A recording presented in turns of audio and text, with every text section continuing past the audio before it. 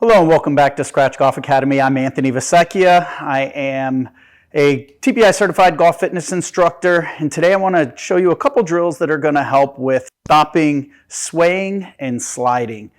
A sway is when you take your backswing and you allow your hip to sway this way. Some people also lift their foot. A lot of times they'll sometimes from there get into a reverse spine angle, but what we're really going to focus on today is that sway, and then we're going to focus on a slide. When someone slides. Okay, so those two things we're going to work on a lot of times caused because your hips, you just don't have control of your lower extremity or your hip itself, or glutes, calves, everything could be involved with that. So the drills we're going to do today are going to help with some of that lower body stability and mobility. Stay tuned, like, subscribe, go ahead and comment, and I'll come back with those drills.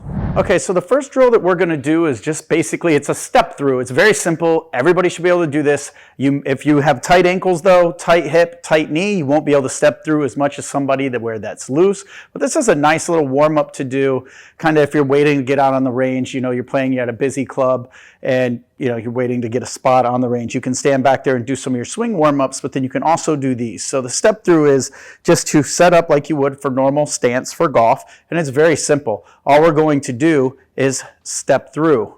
Transfer your weight to that front leg, and then step back. You're just going to do 10 of those, but what you're not going to allow is this foot to come with you. So you're trying to get some of that rotation and some of that flexibility in your ankle, obviously in your hip, and we're going to keep our knee locked so that our knee isn't trying to help with rotation, because a knee's a hinge joint. I mean, yes, can it rotate a little bit, maybe 5 degrees? You don't really want that at all. So that's why we kind of lock it out so that it forces it from the hip and ankle.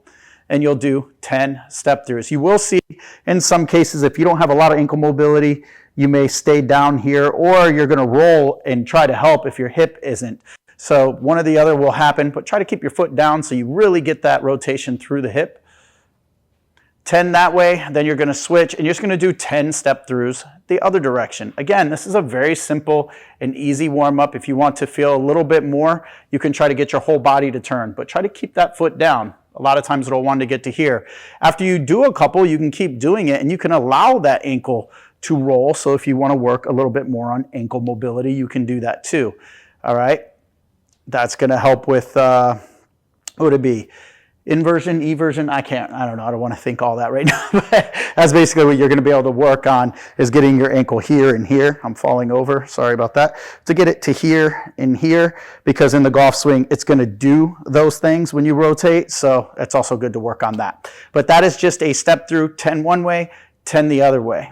Okay, for this next one, we're going to do single leg squats. It's very important to do a single leg squat because it's going to cause a lot more stability. You're going to get a lot more gluteus medius, not the max, not the bigger part of your glutes, but the gluteus medius up here is going to have to stabilize to try to keep you level so that you don't fall over. And that muscle also helps with a lot of rotation in golf. It's also going to help with stability in the hip, like I said. So you put one leg up on here and you're just trying to do a single leg squat. You can go down just to where you touch and come back up. If you need help, you can also grab a longer pole for balance, or you can hold on, like I have boxes here, you could hold on to those boxes. But ideally you're doing this by also balancing to force your body to get used to stabilizing your hips and gaining more control over the hip and the lower body in general. So you're going to gain more control with your balance and your stability in your foot and on the ground.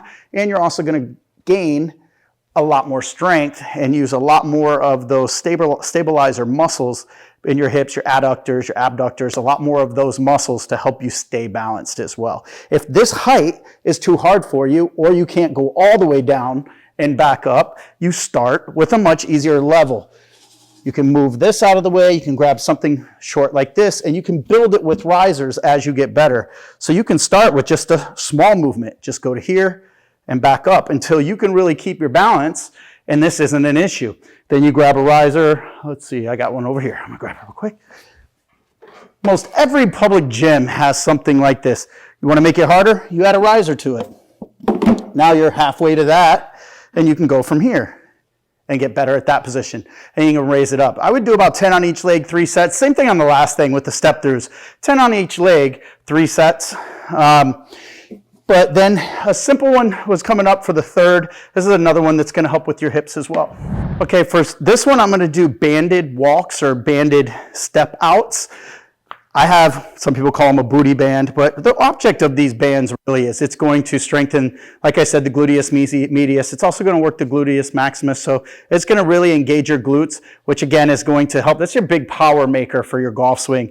And it's also, the more you can train in this hip area, the more usually you will gain mobility depending on the way you're training. But training where we're doing step throughs and things like that, you're going to gain internal rotation of the hip.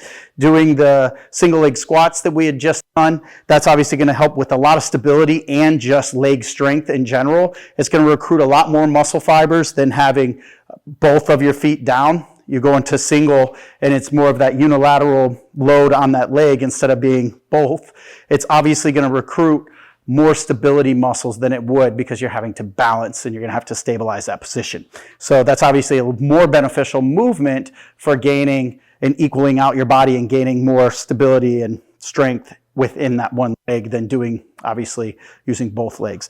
But for this one, you take this band, we're going to put it up above your knees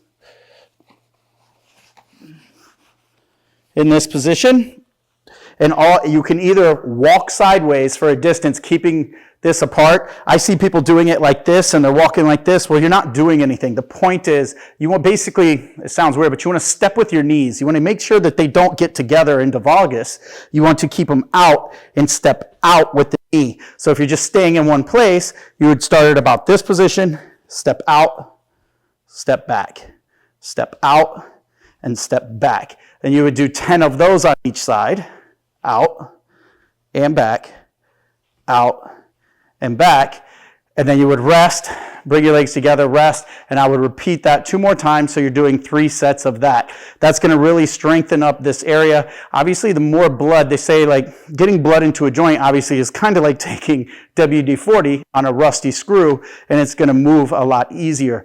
The whole point is you want to lubricate the joint and the area by getting blood in there. So if you did something simple like what we just did here before you went to play, you're definitely going to be more mobile in your hip as long as you don't overdo it. If you do too much, then you're going to be sore or tired, and that may cause a problem. But if you keep it simple within to what your body is able to control and it doesn't, but it warms you up, these 3 things are going to be a great way to start your golf day or your day in general. If you're having issues with swaying and sliding, gaining control and strength in this area, those exercises will start to help you stop moving into this position and back to this position. And you know what?